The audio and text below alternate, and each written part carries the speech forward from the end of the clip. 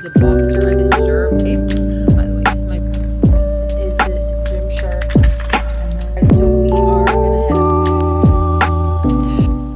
Alright, you guys, welcome back to my YouTube channel. I am actually just at the gym now because we're doing a little bit of a tutorial style video. So basically, I'm gonna be showing you my top 5 favorite glute exercises. As you guys know, I am trying to grow my glutes desperately right now. So I thought that I would kind of just break down every single exercise that I like to do for my glutes so that you guys can learn from it. So we're gonna do 5 exercises. I'll break them down and we'll go from there. All right, you guys, so we are starting out with the Barbell RDL. You guys see me do this one all the time because I honestly think it's such a great exercise for your glutes, but also your hamstrings. This is also an exercise a lot of people struggle with. So I'm gonna kind of break it down on how you should be doing it. So with the Barbell RDL, I'm not gonna put any weight on it so you guys can see how I'm moving, because with an RDL, it's form over everything. So a lot of people just kind of put on all of this weight and it ends up looking really bad and you can end up hurting yourself. So what you want to do with the barbell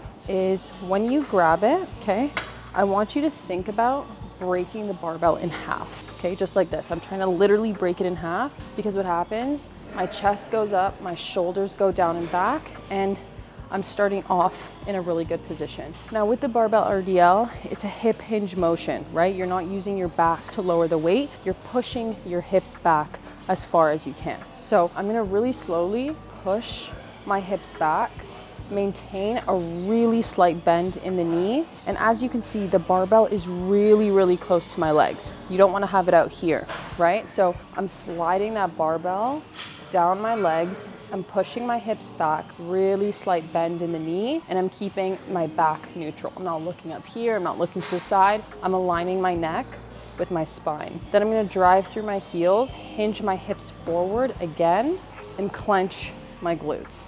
So really pushing your hips back, nice and slow, don't rush the movement. Once you feel that stretch in your hamstring, you're gonna come up and exhale. So inhale on the way down, and then once you reach that stretch in your hamstring, a big exhale, and you're done. That's a perfect RDL. Same sort of thing with dumbbells, right? If you're holding 2 dumbbells, you wanna think about breaking it in half and hinging at the hips until you feel that stretch in your hamstring. So this is an exercise I would probably start my glute day with, but this is definitely one that you wanna put into your glute day. All right, you guys, the next one is the hip thrust. I talk about this one all the time, and it should definitely be included into your glute day as long as you do it right. So first things first, when it comes to the bench, always aim for about knee height, okay? So nothing over that and nothing under that with a hip thrust. Knee height is perfect. Now, sorry, I'm out of breath already. When you are placing your back on the bench, you have these shoulder blades that stick out of your back. I want you to put your shoulder blades right on top of the bench. So as you can see, my shoulder blades are literally resting on the bench. Perfect position. You wanna have your feet a little bit wider than hip width apart, and you wanna make sure that when you come up on that hip thrust, your leg creates a 90-degree angle. That is the perfect position for the hip thrust. With the barbell, you're gonna make sure it's on your pelvis. I don't have a hip thrust pad right now, but I don't really need it. But when you're doing them, please put a pad on because it gets really uncomfortable when you're loading on the weight. Like I said, shoulder blades are gonna be rested onto the bench. Feet are a little bit wider than hip width apart, and that chin is gonna be slightly tucked in, okay? Don't be frailing it out here. Slightly tuck that in, driving through the heels. I'm gonna come up, spread my knees apart, and then come down nice and slow. The whole time, I'm driving through my heels, tucking in my chin, and coming down nice and slow. What's also really important about this exercise is you want to try and tuck your pelvis in. A lot of times people overarch their back. I want you to think about tucking your pelvis in, clenching your cheeks, going up as high as you can, and back down again. Really squeezing at the top, and back down again. So big inhale.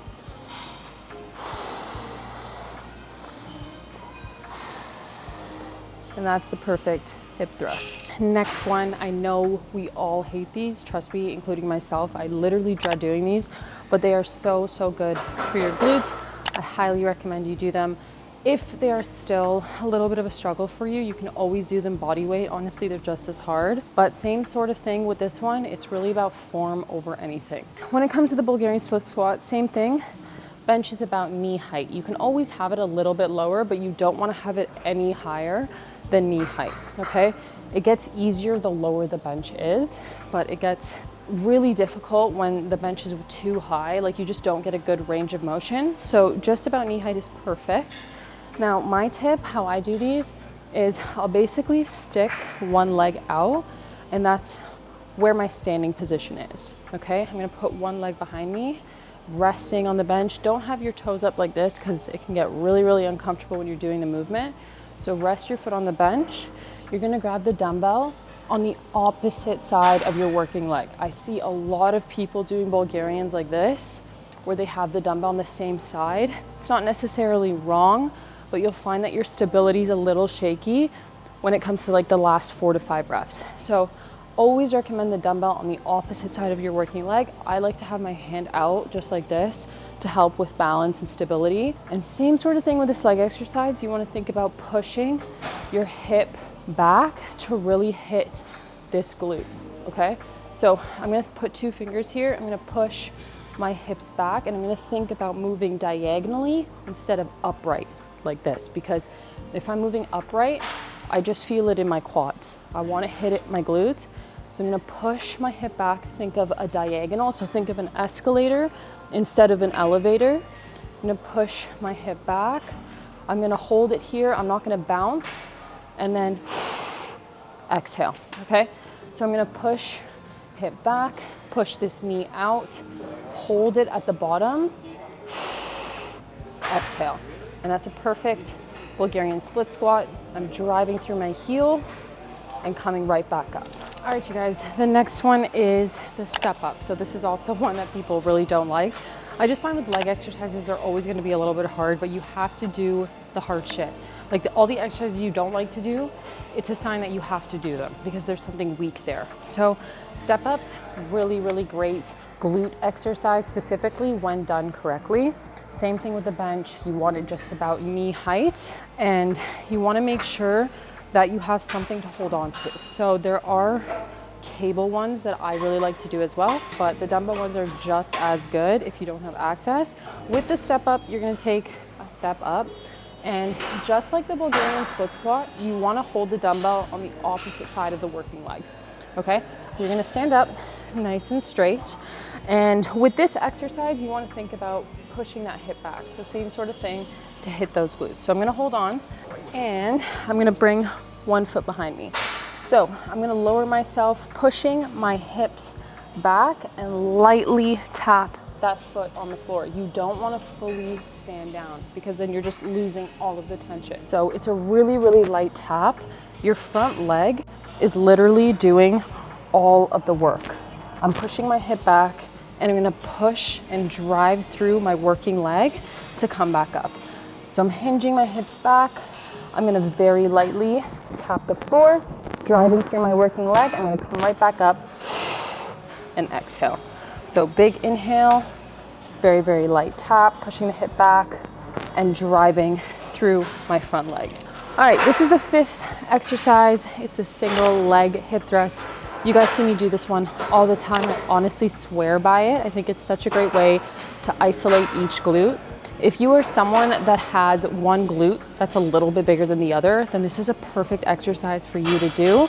What I would recommend if you have a stronger glute, I recommend doing a little bit of extra reps on the weaker side. This is why this exercise is so good, because you're isolating one glute at a time. So with the single leg hip thrust, it's really similar to the regular hip thrust, but you're just doing one leg at a time.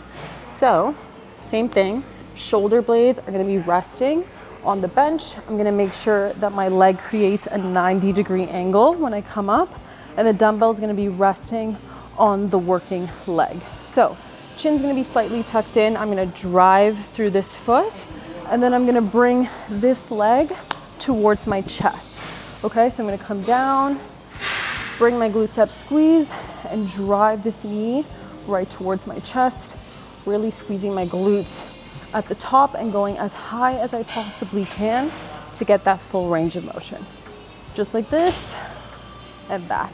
All right, you guys, so those were my top 5 booty exercises that I highly recommend you try and incorporate into your leg days. The great thing is that we literally did not use any machines. It was all barbell and dumbbell work. So very, very accessible things. These are things that I do literally in every single glute day that I have. If you are part of my Clock In Challenge, you would see that all of these exercises are literally on the plan. The biggest thing with every single one is that you get your form down. It doesn't count if you're putting all this weight on your barbell and using all this weight for your dumbbells only to have really bad form. You're not gonna be hitting the muscles that you need to be hitting. So get your form down first, even if that means doing body weight once in a while, even if it means doing 5 pounds on your Bulgarian split squat, do it, because you are still going to feel it as long as your form is down.